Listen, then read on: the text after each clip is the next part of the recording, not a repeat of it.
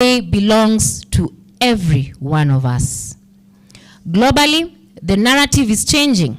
Women are not only participants in the economy, but are leading it. The global community is increasingly acknowledging that investing in a woman is synonymous with smart economics. Countries that have embraced women in leadership and economic participation are enjoying a surge in innovation and prosperity.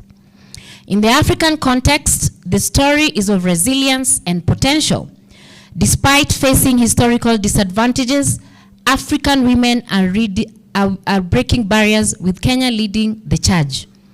Our mothers, daughters, and sisters are turning the tides, providing that investing in women is not just about correcting a historical oversight, it's about unlocking a powerhouse of potential where everyone is included.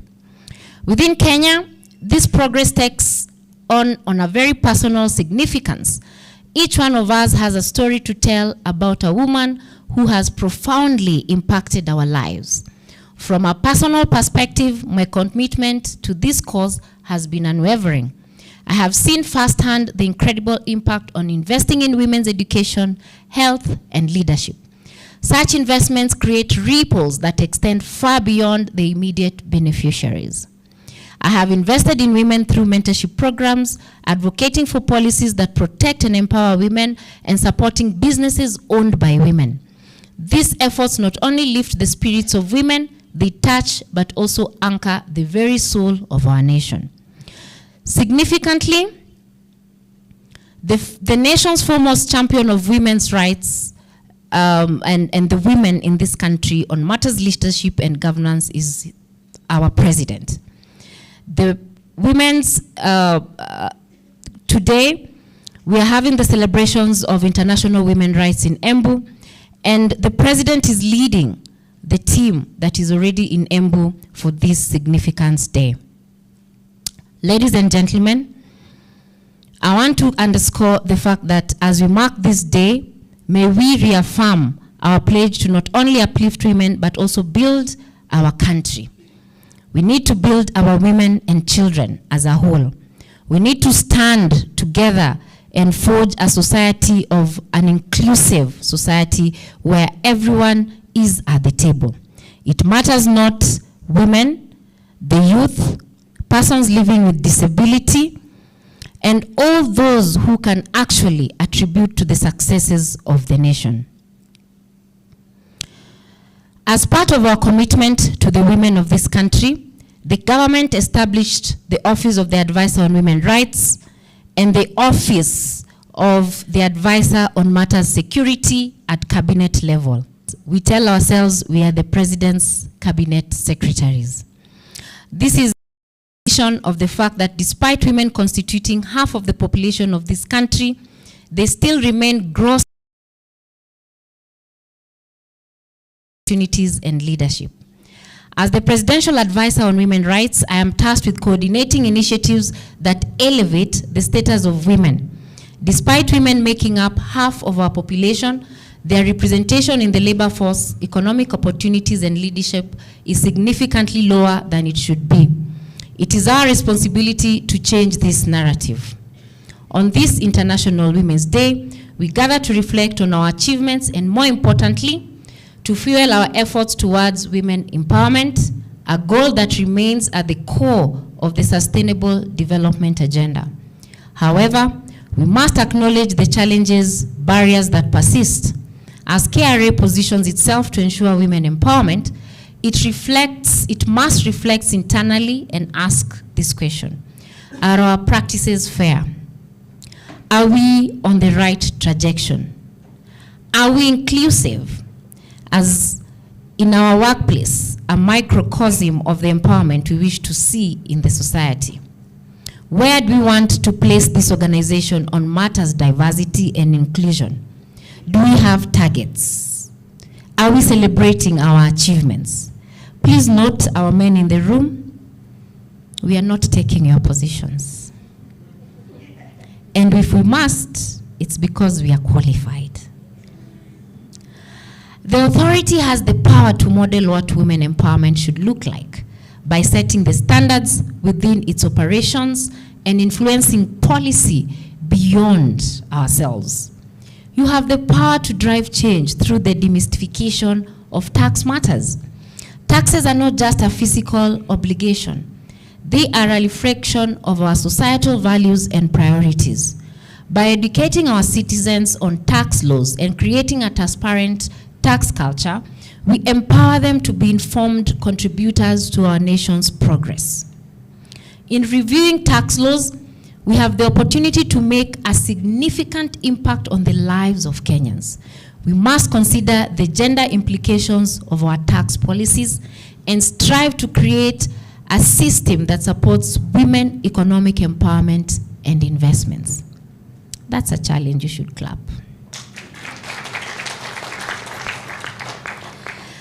Simplifying the tax code and making tax education accessible to all will ensure that everyone, especially women, we have traditionally been left out of such discussions, can fully participate in our economy.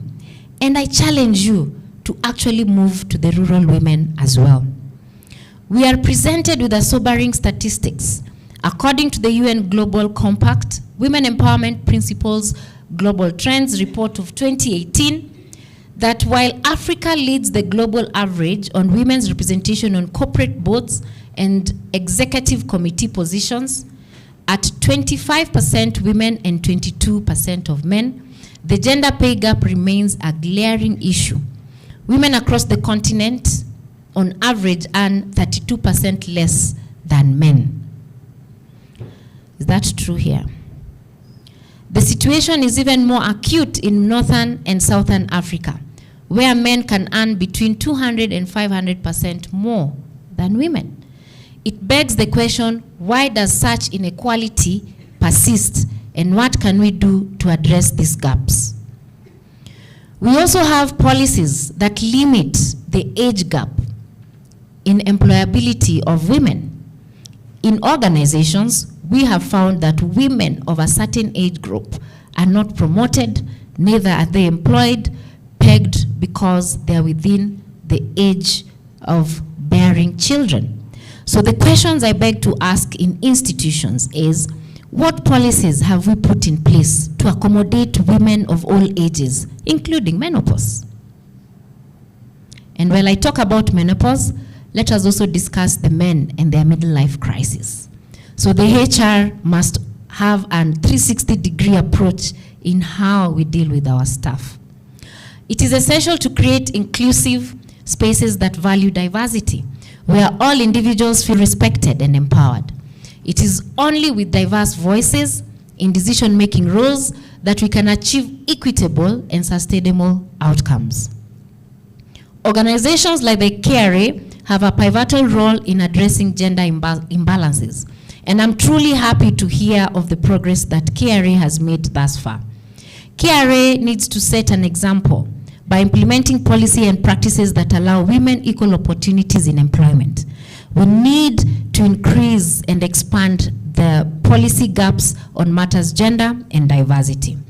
Flexibility in work arrangements, support for parents and caregivers, and safe channels to report workplace harassments are measures that can create a more equitable environment. I challenge KRA to align with Sustainable Development Goals 5.5, which advocates for equal representation, participation, and leadership of women in business. I urge you to seek out and invest in women's economic empowerment and investment, and advance diversity and gender equality. Implement measures that enhance conditions for women workers, challenge gender stereotypes, and prioritize sourcing from women-owned businesses. In recruitment, attract top female talent and support them with childcare and generous leave policies. I'm your advocate, you should clap.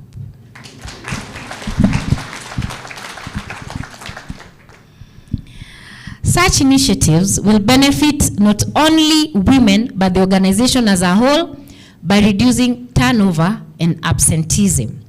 When planning your corporate social responsibility activities, allocate resources to impact the lives of women positively and children. Focus on critical sectors like health, water, agriculture, and education. Make deliberate choices to uplift the communities you serve, emphasizing the empowerment of women within these communities. Let us go back to our rural homes and uplift communities. To the esteemed staff of the KRA, I call upon you to champion these changes. Your work does not just collect revenue. It has the potential to shape a society that values equality, supports growth, and celebrates diversity. Together, let's take actionable steps to educate, legislate, and empower. Let's make this International Women's Day not just a day of reflection, but a day of commitment to action. And streamline our tax systems, and in doing so, accelerate our progress towards a nation of inclusivity. Mark this day, may we reaffirm our pledge to not only uplift women, but also build Kenya where every woman can say, I am recognized, I am supported, I am a proud contributor to the tax system that acknowledges my role in the society. As I conclude, I invite you to reflect on the rating international. Is what can the KRA do differently to foster? As we contemplate this, let us remember that our nation's full potential can only be realized with the equal about embracing diverse strengths that each gender brings to our society. Allow me to say visible actions that will cement gender equality in our policies and practices, and what is the one good thing that we do within our spheres of influence and our work environment. The task ahead is great, but it is ours to resolve. Let us work hand in hand to build a Kenya that truly reflects the principles of equality today and for all tomorrows that will come. A good leader is not a searcher for consensus, but a molder for consensus. We must hold each other's hand and build each other. We must be mentors. We must be also mentees. There is no monopoly of knowledge.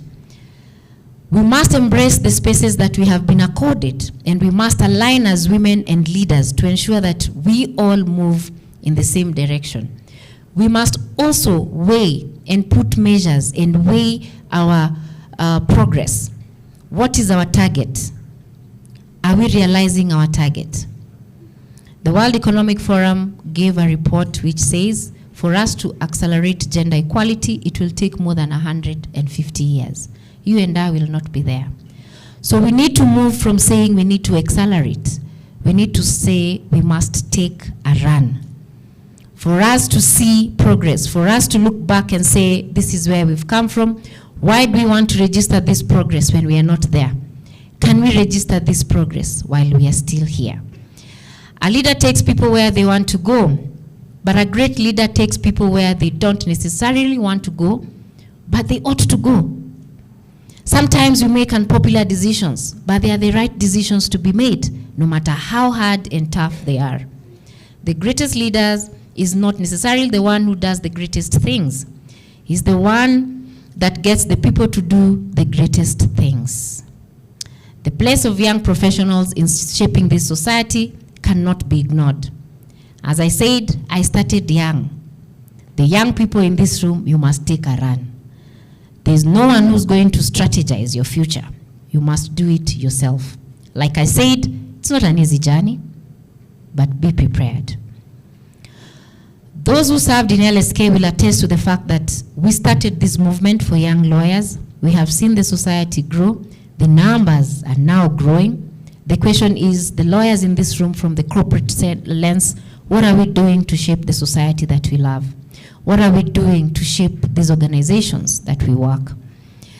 I must also say the HR seated in this room will tell you, for the young people, sometimes you need to advance your skill. Don't sit in that desk too long. I'm happy she's a good example. If you're in HR and you feel bored, move to compliance. If you're in compliance and you feel bored, go to law school and do law. If you're a lawyer and you feel bored, go and do finance and accounts. You will build yourself. The more skills you have, the better for you. The future belongs to those who believe in the beauty of their dreams. You must structure your dream. You must dare to dream. You must move. Allow me to also talk about self-care. What policies do we have in this place to enrich our personal lives? Incorporate healthy lifestyles. Eat right and exercise. Don't dine with those who add no value to your life. Dance and dine with those who aspire, or those who you aspire to be like them or better than them. For the senior members, don't feel challenged by the young people. In fact, harness and tap into their new crazy ideas. It only makes you think better, expand your horizon, and use them to look good. And at the same time, empower them to grow within their career path. I commend KRA and its leadership for allowing women this space today. We must nurture and invest in women and the youth as a whole. The young staff, your time will come. And if you want career growth and career progression, move. Move and move. Don't get tired of moving. Never get tired from shifting from one organization to the other, but ensure as you shift, you're shifting to the next level. Why your HR will tell you, if you overstay in an organization and there's no personal growth, there's no difference between you and the furniture that you sit on. I'm keen to see. Too harsh, right? Then clap for me to encourage me.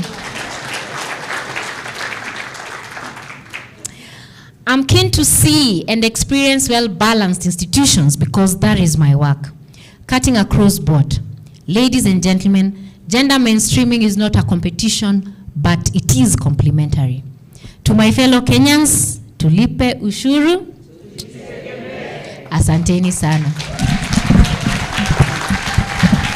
A round of applause. A round of applause. Well, Harriet, kindly don't step down. Take a seat. A round of applause. Remember, she said, let's do this until the person gets onto the stage. Let's do this until I get onto the stage. Let's